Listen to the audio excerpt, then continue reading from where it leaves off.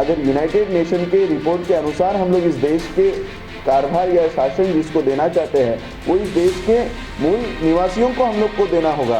Constitution हमको कहता है कि जिसकी जितनी संख्या होगी उस हिसाब से उसको रिप्रेजेंटेशन मिलना चाहिए, ये कॉन्स्टिट्यूशन हमको कहता है। लेकिन कॉन्स्टिट्यूशन के खिलाफ इस देश में बहुत पहले से काम चल रहा है। इसलिए इस देश में जो जाति व्यवस्था निर्माण की गई है, इन 6000 जातियों को एक करने का काम हम लोग इस देश में कर रहे हैं। देश में एनडीए और यूपीए ये दो ही पार्टियां बनाकर इन्होंने रखा हुआ है।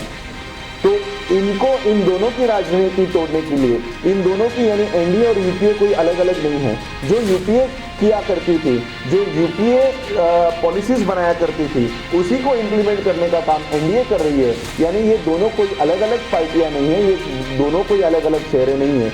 इसलिए इस देश का ये जो सिस्टम बना हुआ है, ये सिस्टम को तोड़ने के लिए हम लोगों ने बहुजन मुक्ति पार्टी की निर्मित की। और ये बहुजन मुक्ति पार्टी पिछले लोकसभा में 419 कैंडिडेट हम लोगों ने खड़े किए थे।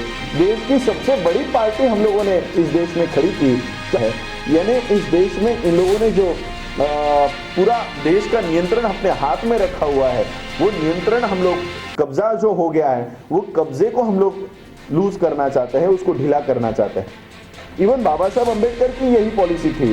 बाबा साहब अम्बेडकर ने इस देश के लोगों को एक ओपन लेटर लिखा।